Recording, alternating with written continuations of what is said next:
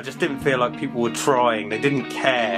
I just wanted people to see what you can do, you know, and I just wanted people to see that if you actually put the effort in, you get the results, you get the shop, you get the customers, you can make this hobby work. So as I went on, I realised I wanted to do more. I wanted to create a revolution, the Solly revolution. Greetings revolutionaries, so we're back round to Saturday, so it must mean that it's time for water change. So we're going to get on with doing the tank. Today we're going to do a little bit of siphoning in the tank, so it looks a little bit different to how we've done before, and do a little bit of work that we've been wanting to do in the tank. Perfect time to do it if you need to do anything is when you're doing your water change. So we'll do that, clean the glass up, and then show you the end result. So what you can do is after you've done your water change, or before, whichever way around you prefer to do it, just reach into your tank with your hand and give the stand a nice little stir. You'll see that it will get some sediment out of the sand. You might also find a few air bubbles come out. Now if they have a very eggy smell, these don't, this sounds pretty clean, but if you do find that there's an eggy smell, stop what you're doing and just do a little small area at a time so you don't release too much gases into the water at one time. Now once we've given that a little stir, you'll see there's a little bit of cloudiness there. So the next thing we're going to do is siphon some of that cloudy water into the sump through the filter wool so that we can get that sediment out before we change the wool. So bear with me and I will just start this siphon going.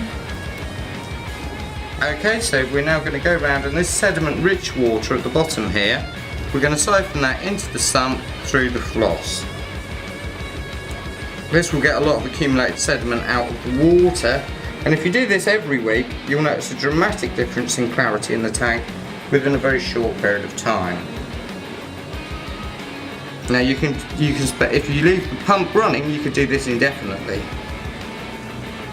Just ensure that you're not siphoning water out faster than the pump is returning it. Okay, so now that we've siphoned some of the water from the tank through the filter wool and the sump, the next thing that we're going to do is take this filter wool out of the sump and change that out for fresh wool. So you should find the filter wool comes out quite easily. You can also use filter wool inside a sock, and that will make it a bit clearer than running the sock on its own. I'm just going to wring that out and move that into a bucket. Now we have our own brand of filter wool which is very, very fine. So using that we can trap much finer particles than you'd normally be able to trap in wool. And it tears off quite easily if you tear it on the right side. So we're just going to tear that down there, get a nice piece of wool, and we're just going to roll that slightly like so. This will help it spring outwards and jam between the baffles better, and that wool now goes back down.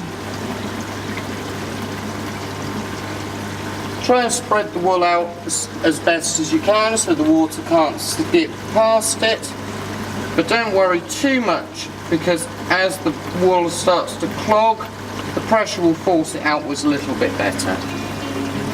And there we have it.